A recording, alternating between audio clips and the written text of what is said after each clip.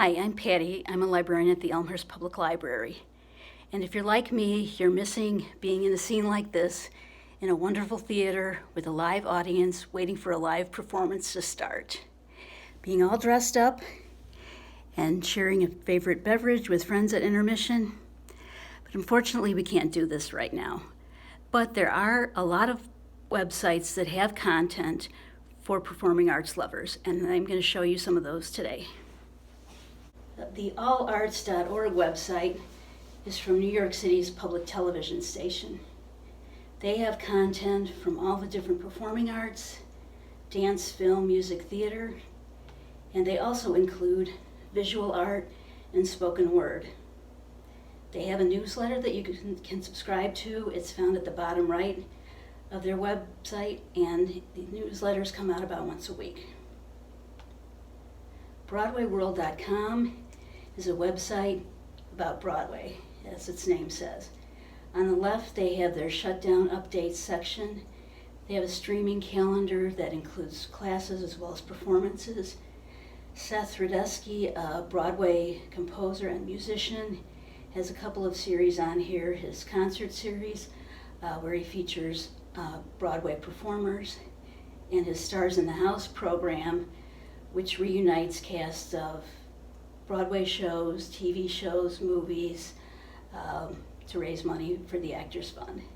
There are also musicals, a list of those that you can watch, documentaries for theater lovers, and they have a couple of other sections that you can subscribe to the emails for. The Shutdown Streaming section includes content from all over the country and all different types of performances that somehow relate to Broadway. It might be a musical concert, of Broadway tunes, something like that. The Shutdown Streaming emails, you will get several a day, but they're pretty quick to go through and see what you want. They also have their Broadway from Home section. You can get those email alerts when this is updated. This lists the different types of streaming theater performances that are available to view online, generally for free. At the bottom of their page, they list their sister sites, where you can find information on these other performing arts, similar to what's on their theatrical page. Playbill is the other big Broadway site. They're the people who do the playbills, the programs we get when we come into the theaters. They have their upcoming live broadcast section. They also have a newsletter at the bottom right of their page. It looks like you're signing up for discount tickets, but it does sign you up for their newsletter with performance information, and you will get some information about their merchandise, but you can skip that. There's also BroadwayDirect.com, and if you go to their search box and type in Theater Lover's Guide to Streaming, it will take you here, where you've got another source for streaming theatrical performances. And all of these sites I've just mentioned include other content. Like this has a book guide for theater buffs. They will have articles on how shows came together, interviews with cast, designers, directors, choreographers, and a lot of those are fun, especially if it's a show you really like. filmedonstagecom lists, by clicking on this box, different musicals and plays that you can find online. Some of them are free, some of them you have to pay for. The About section tells you about their service and also why there aren't more recorded performances. BroadwayHDcom is a streaming service. There's a 7-day free trial, or you can do a monthly or a yearly membership. They do have content from the US, but there is a lot of content from the United Kingdom. They seem to film more shows over there. Hopefully America will follow in their footsteps and do more of that. And then there's a PBS, our Channel 11 here, the Great Performances series. If you go to WTTW's website and click on Series and choose Great Performances, it'll take you here. They list what's upcoming on the series. If you click here and go to their website, you can sign up for emails to get notified when the next performances are. Now, coming back to Chicago, there are a number of sites for Chicago performances that have been put online. HotTicks.org is the website where usually we would get discount tickets online or through their offices in the Chicago Loop. But now they're focusing on content from our local Chicago theaters. This may be new content that's created just for this time and particularly for streaming, or it may be recorded performances of previous shows. They do also have a newsletter you can subscribe to, and they also have information on how you can support our Chicago artists. ChicagoPlays.com is similar to the previous website with the streaming information of the content that's out there. Some of these include podcasts, interviews, as well as full-length productions. They also have information on how to support the Chicago theater community. Another good local site is the Chicago Reader, the free Chicago weekly newspaper. They have a section here that's streaming events, where you can find upcoming events in all different art forms all around the city.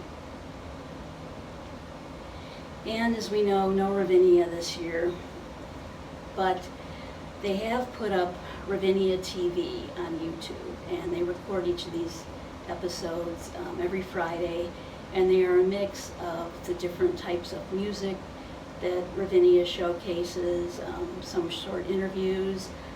So if you're missing Ravinia, give it a look. There are also lots of other organizations in the arts that have content on their website. Chicago Symphony Orchestra has CSO at Home. The Lyric Opera has various content on their website for opera lovers. The Auditorium Theater, which is home to some of our local organizations and organizations that tour, so they have content from a lot of these organizations. I recently watched some things from the Alvin A. Lee Dance Company. Millennium Park at Home has content from what we would usually be seeing at Millennium Park at this time, the kind of music that we would be seeing at the festivals, like blues, jazz, and so on. Got kind of a clumsy web address, so you can just search for Millennium Park at Home on Google. And speaking of searching on Google, there's a lot of information out there on the web where you can find more things. You can look for the websites for your favorite artists, your favorite performance companies, specific theatrical venue, festivals. We know festivals have gone online. Lollapalooza just happened recently. But also check their social media, especially Facebook, Twitter, and YouTube. Some things show up on Instagram, but not as much as the other sources. And you can do some Google searches. I've had the most luck with using the word streaming and performances, or virtual and performances, with what I'm looking for. Like for music, it's just in general, I got sites from Billboard, NPR, Grammy.com, and more. I put jazz in there, and I got different jazz sites, like Jazz at Lincoln Center. I got dance sites like dance magazines and the New York Times for dance performances. I did a search for country music, got a site called The Boot that listed performances, and Opry, the Grand Ole Opry. Now, many of these performances are free to watch.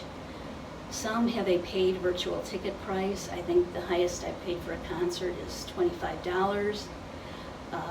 And one of my favorite local jazz artists had a ticket price, and then he had a virtual tip jar also on PayPal.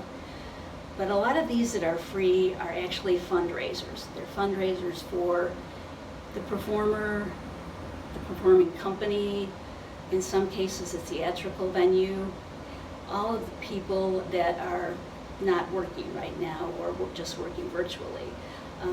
I have the Actors Fund site up here because they are doing a lot of performances and events they put together to support their fund, which unlike its name does not support just actors. It supports anyone in the performing arts anywhere, on stage, backstage, actors, dancers, musicians, stage hands, and so on. And they tell you about that on their website. So if you see something you like and you can donate, please think about it. As they tell you on any of these programs, any amount is appreciated. And I've gotten a chance to see some things I never would have before. Different groups from around the world, the Australian ballet, things that may never have come to Chicago, or I just didn't get to go. So you can try a lot of new things on here, on these websites, for just a small donation. Just to wrap up, in addition to the websites previously, I've done a few web address pages for the theater sites that I listed, and the Chicago sites are here, and then you can go back and see the other ones. So give it a try. There's a lot out there. This would be like a Netflix binge and a half and then some, because there's so much out there. So give it a try and enjoy. Thank you.